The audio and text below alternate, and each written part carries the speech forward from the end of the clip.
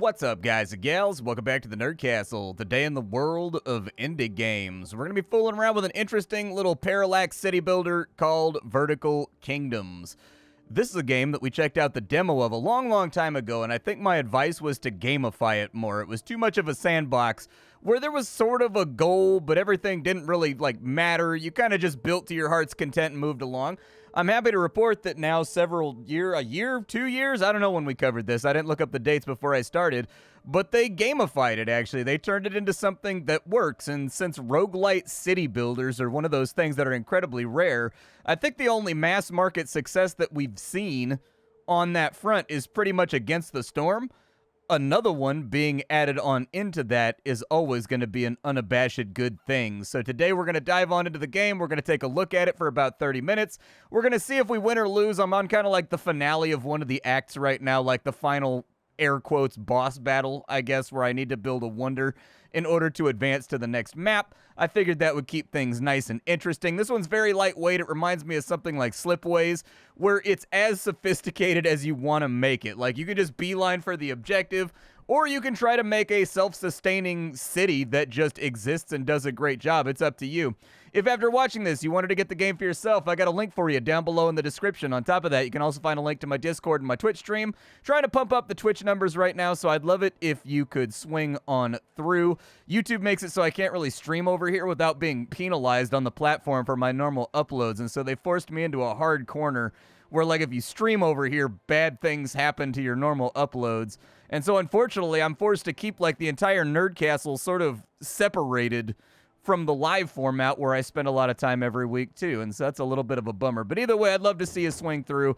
Let's get started. So when you click on the deck of cards over here, every single building is a card that's sorted into a category, but you can mitigate RNG by choosing what category you want to come up and sort of like fishing for that over the next couple turns.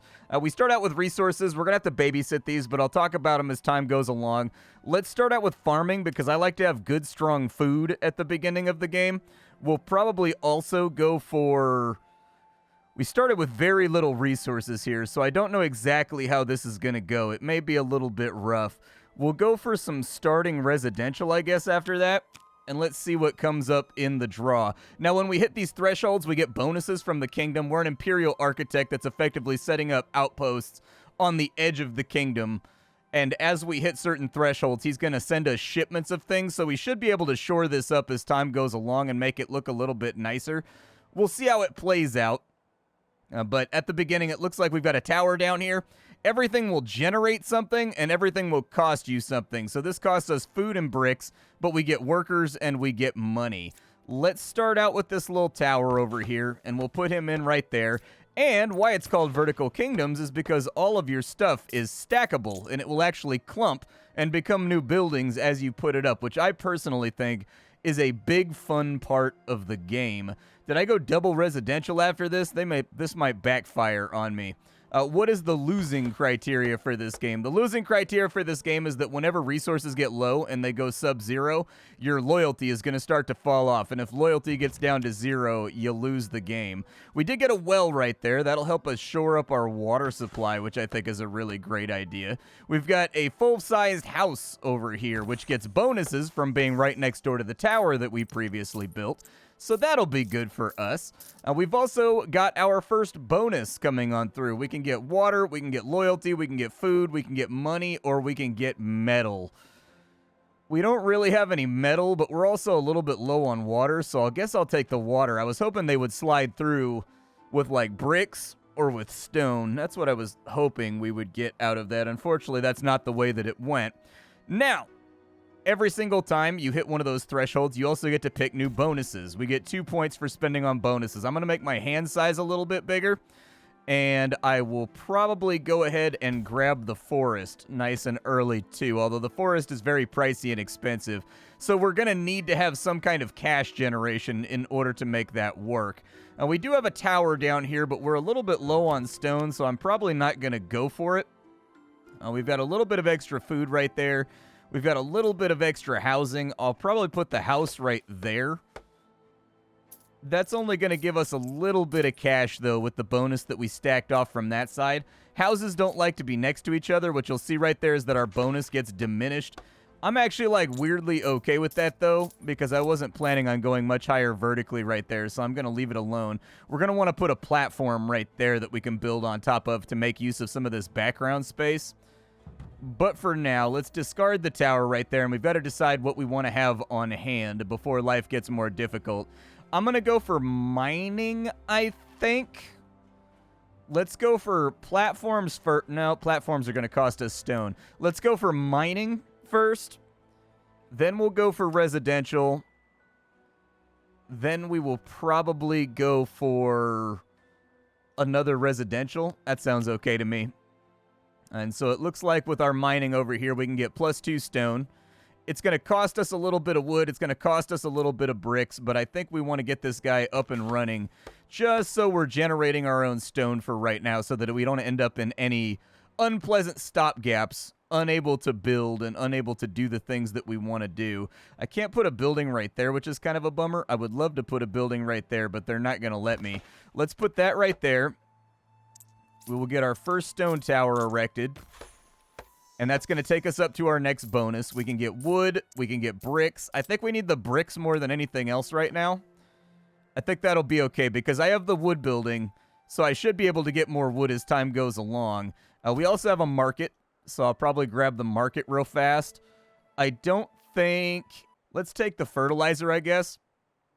You also have clickable buttons over here. As you go through a run, you're going to get artifacts that allow you to do certain things like redraw your entire hand for free without passing a turn. I've got the tower, which allows me to build. So there's kind of like a hierarchy of what can go on top of what in this game. So brick can only have brick on top of it. Stone can have stone or brick on top of it. And then metal can have stone or brick on top of that. But the highest level dictates what can be placed on top of that. So if you put down metal, then you put brick on top of that. It can only have brick on the 3rd floor. And so there's a little bit of thinking that goes into this one as well when you're trying to maximize and optimize for space. Do I want another farm right now? I'm going to hold on to that farm, but I'm not going to use it. We've got ourselves another stone mine over here. I think that's a good idea just to get stone cruising. I do have another stone outcrop over here, so I'll go ahead and make use of that because +4 stone is good. We want that. +4 stone is going to help us out. I was going to platform right here, but I'm sort of thinking I won't platform right there. I'm thinking instead what I'll do is I'll put that right there. That'll get us a little bit more cash flowing in. What is the cash for? By the way, this is the most satisfying cash animation that has ever existed inside of a game. Like, it's up there with Kingdom New Lands. I love games that stack clinky little coins and, like, reward you and do, like, a tink, tink, tink, tink, tink thing when you're putting stuff down. But they're going to cost 50 bucks for these buildings, and so we're going to need to figure that out shortly. I think what I would like to do here is I still have a few bricks left. That's going to put us into negative food, and I'm weirdly enough okay with that. Like, I feel pretty strongly that negative food will work out. We'll take 50 stone right there so that we don't need to worry about running out of stone or anything in the near future. We're going to take ourselves up to Tier 2 building, and I'll probably grab wood export market would be nice. ×3 multiplier would be nice too. Let's get the ×3 multipliers. I haven't quite figured out how to make the ×3 multipliers work out for me yet. It looks like that can be combined with something else, although I don't know what it can be combined with. I was thinking it would like give us a terrace farm that we could stack up right there.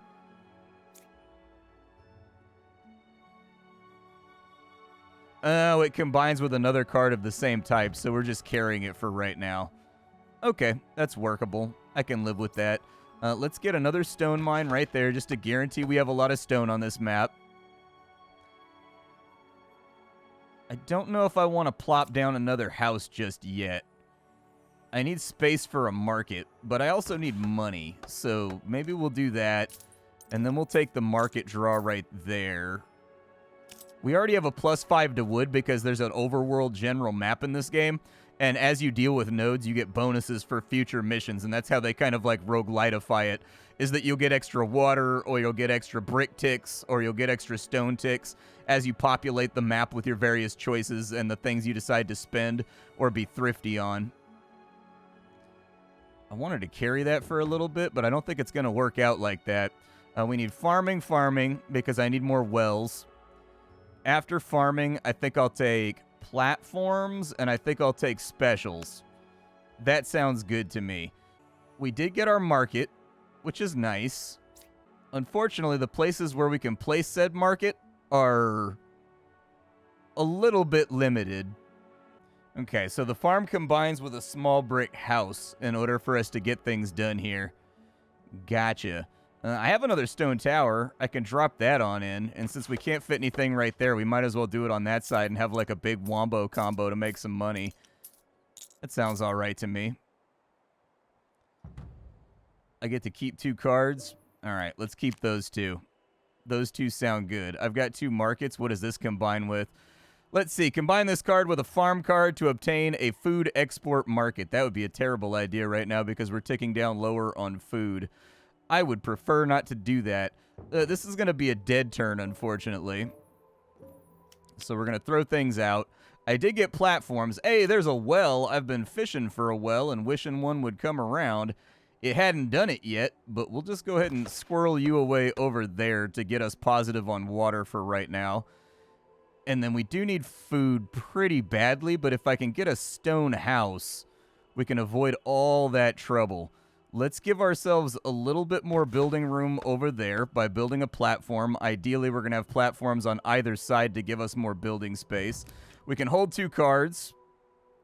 There's another platform, so I can put that right there, just to turn a 1 slot into a 3 slot. Plus 10 food would be good. That buys me another turn. Let's discard you. And then at this point, I think we want farming, and then all residential. I think sounds good. Unfortunately, it didn't go that way, but I can combine this with another card to get the upgrade right there. And that's going to cost us 1 water, but it's going to give us 20 food, which it fixes our food problem. And it looks like I can upgrade that guy right there, too. And so we'll go ahead and do that. Can I build on top of this? I actually can build on top of that. That's pretty useful. I'm pretty stoked about that revelation. I think that's going to be helpful. That's going to lower our food a little bit further, but I took a lot of mining stacks, so we should be okay. That should be a major money placement right there, which I think will work out all right. See what we draw here. We've got another farm. Not a bad idea. Not the best idea, but still an idea. Let's go ahead and add to our tower right there to keep some cash flowing. And really the question is, I don't know if I want to fish. Like, I don't know if I want to play go fish here. I guess I'll just place that to even us out so that we're positive again and let us build up. We can discard all the cards in our hand, and we can get loyalty for that.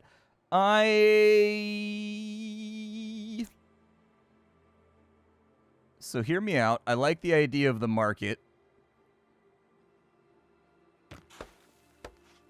Let's put the market in for right now because we're swimming in resources, and I kind of need to build around it. We've got ourselves towers. We've got ourselves other goodies. So let's put some brick towers, maybe, on top of that spot. I need bricks very, very badly. Unfortunately, I don't have bricks. We kind of struck out a little bit here on what I need. I need them to give me bricks right now. 60 bricks right now would carry us through to the win. And unfortunately, we did not get 60 bricks. So what I will take instead is a big stack of money. We'll upgrade the sand extractor. We will grab that right there just so we finished off the first tier. I can destroy a building, which isn't a horrible card to hold on to just in case things go kind of like mangy and sideways. We'll put you right there so that we have some extra water. Another farm would be good, I think. Yeah, let's farm it up right there, and that'll be all right.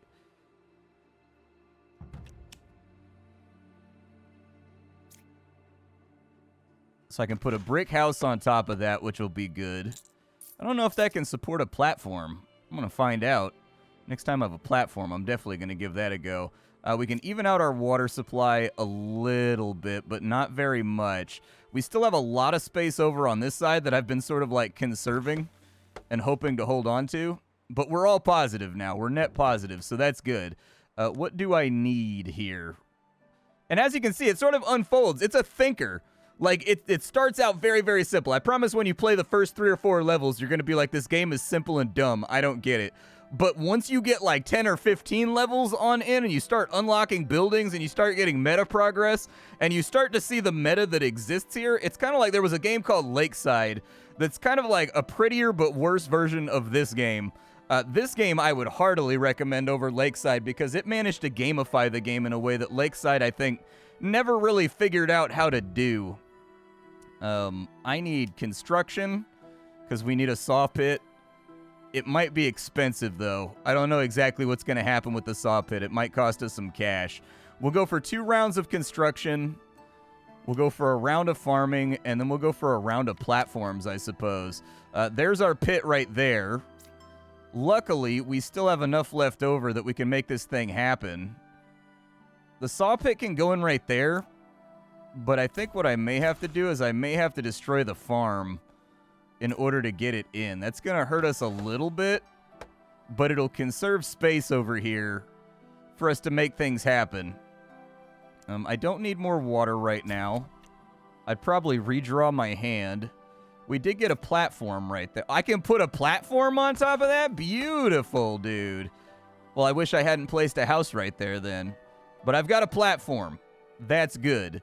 This guy right here, we could put it in right there. We'll lose kind of the efficacy of our market, unfortunately.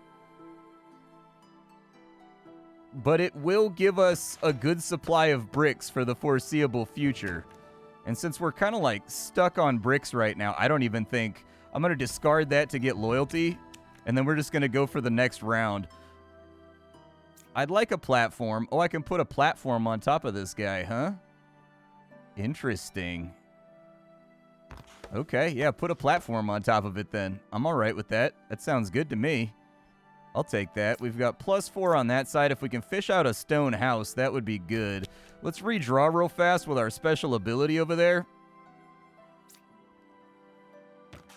And we'll just do that. We're going to give this place really good Wi-Fi connections up here. We'll put some antennas on it, dude. The tower's an ability. It will allow you... the tower will allow you to build anything on top of anything and ignore all the rules of the game, basically. We'll throw those 2 out. We'll see what we draw here. We've got a farm. We've got another platform. I would say, yeah, get another platform right there, just so we have lots of building space for the future, because building space is ultimately going to be the thing that gets you into trouble. I'll reset my cooldown so that I can take another draw. We'll go for that finalized platform right there, but we're only going to be able to build brick stuff up here, so keep that in mind. It's going to get a little bit, testy. All right, so we're looking good. I need farming, and then I think we're about ready to go all residential. I think. So with our farms up and the way that they are, oh, we got the combined one over here. Good. There's a combined house right there, which will be really nice because that allows us to put down the building without wasting space. And now we've got a really good spread of resources. And I think I can put that on top of this right here, which is just cash money. 100%. We've got another well, but we're kind of okay at the moment on water. I suppose I could put 1 extra in right there in case I need more farming. We've got another combiner over there. So that's great. We want this tower to go up like so. As you build up your city and as you hit thresholds, there's going to be more needs that people have. They get crankier and crankier. In case you were wondering how that plays out. I'm sort of curious if I could have just stacked that on top of that, but I can make this replace that right there, which feels like a good place. So let's go ahead and do that. We've got another draw. We got a tower and a bunch of wells. Unfortunate. Not exactly what I wanted to get out here, but I guess that's life. Let's keep going upwards right there. My hand draw is not ready yet. If I play this, can I put this like... You can do that with any building? Oh, really? I didn't know that it would do it with the resource generating buildings as well. That was just a test. I wanted to see if it would work. And as you can see, the game kind of opens up and becomes this very interesting game about maximizing space, while at the same time kind of retrofitting previous areas that you already existed inside of. There's a lot of good stuff going on here. Let's take that up a little bit higher. And I love the clumping. Like, for example, these little banners, they checked, and the game can tell that there's a gap right there that runs from that wall on over to this tower. So somebody's washing has been put out on it. I haven't found all the weird little visual interactions, but there's so many of them here. And they're all so lively. They're really, really nice. It looks like we can get like a super well over here because I combined some cards. Let's get our super well. Super well sounds good. Oh, look, they gilded it, and it's got like a little Imperial eagle on top of it now. Cool stuff. Over here, what we'll want to do is we'll want to put that in right there to make some money. And now we've got access to our bricks. So I'm going to buy out just a big stack of bricks so that I never have to worry about it again. I will probably get the more expensive brick houses in the temple now. That way we can push up our loyalty if we need it. I've got loyalty generating buildings on other maps that are kind of keeping us topped up right now. But were we on a nastier map, we would be struggling a little bit. How hard is it to build the Wonder, by the way? It takes 20 workers. I have 30 of them. We're going to want a residential up a little bit then. So let's go farming, residential, and let's just see what happens here. Because we've got all the resources that we need to make stuff happen. So... no harm, no foul. Let's go for a little house right there. That'll kind of block off that tower from further development. Maybe I go like little tower right there. Little house on top of little tower. There we go. That'll get the cash flowing. I need to discard you two. Actually, no. I can play that to get my cooldowns back. Then I'll play that right there. What does the pawn do? On clicking this card, all house cards in your hand, they will generate +2 workers without increasing their food cap. Okay, I like that. Let's take that up by another one because we're a little bit low on workers right now. We do have good money at the moment, though. What can I buy? What do I need? So the temple costs us money, but it does give us a lot of loyalty. I'll probably buy the stone pillar. I don't really need the forest card because I've already got that +5 bonus from a previous economic engine that I have on a different map. And so let's keep that thing purring. I'm going to discard here like so.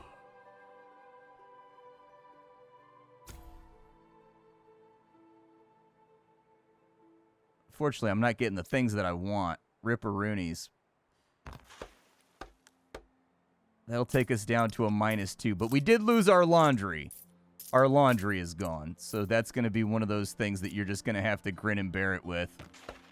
I got to put in another farm because we're negative on food. I'm kind of carrying too many things right now. We do have a couple of towers we can play around with. So I would suggest taking the towers on up and just making that happen, Captain. And let's take metal on this one, because I don't really have any metal. We're not really on the metal tier, but, you know, we can get there. Let's take that up to there, and then we'll also get the guardhouse, I suppose. Do I not have enough points for that? Okay, I don't have enough points for it. What can I buy in here? Stone pillar. Let's buy it. We're flush with cash right now. We're not hurting for money stacks. We can do the wonder right now. So let's bang that out. We've got 15 turns until the wonder is built, but we have such a surplus on everything that I'm not too worried about it. On this go, what I would like to see is, let's go residential, farming, and then platforms, because our economy is still reasonably strong. Another tower right there. We'll keep building this guy on up to the moon, I suppose. We've got a stone tower right here that I can build, but it's not upgraded enough to be useful to me yet. Another stone tower right there, so we'll build that guy up. We've got another further tower right here. I'd like that to connect over there if I can make it connect. We've got like a little capstone house we can play around with on this side. Probably throw that in right there too, because nothing else will fit inside of that slot.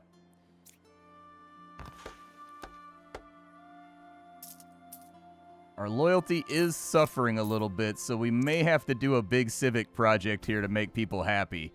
But it's going to cost us. I'll buy the temple. Not much that I can do on that turn. Not much that I can do there. So we'll see what happens. Let's go with citizen needs up first. I need to build a temple before too long. If I don't get a temple up and running, our loyalty's looking kind of bad. It's not great right now. It's like slowly ticking back upwards, but we need to fix that. So there's our temple. I don't really have a place to put it. We're kind of getting to the fun part of the game right now, where you got to start like thinking about what you want to do. Great architect of the glorious empire, I regret to inform you that have been dismissed by the management of the city for low loyalty numbers. You will travel. Thank you for your service. This is fine, actually, because we were like on our way there. I'm okay with that because it shows you the meta progression that exists in between runs. I wasn't aware that we were losing like minus 50 per turn because it wasn't being reflected on the little card up there. It still said we were getting +3. So I thought it was a one-time application. You get like little, so as you build up the kingdom, your little throne room is going to get more awesome. You can get Imperial resources right here. So you can head back to the capital, basically, and you can spend the resources. I anteed up on mine, and I just kept all my resources as I was going through to make the next level easier. And so that's that. The game does come with a tutorial, and if you want to head back out, you just do this right here. And you go back out, and your throne room slowly gets more and more elaborate as you buy upgrades and things of that nature after dismissing expeditions and heading back to camp. You can also get bonus buildings that build up in this little pre-expedition area. That will allow you to go a little bit further. And so if you have Imperial resources, you can buy these guys right here. That will increase your run-based bonuses and start with things in your hand and start with different transit buildings and things of that nature. All in all, I think this is a really unique title. I like it. I like the way that they've gamified it between here and the last time that I played the title. The game was clearly made on like a smaller budget, so I'm going a little bit easy on it, I guess, but it's pretty rare that I play a city builder that has no combat and has none of that stuff going on, where you just kind of like build stuff up and do your own thing, and it's got like a weirdly zen vibe to it.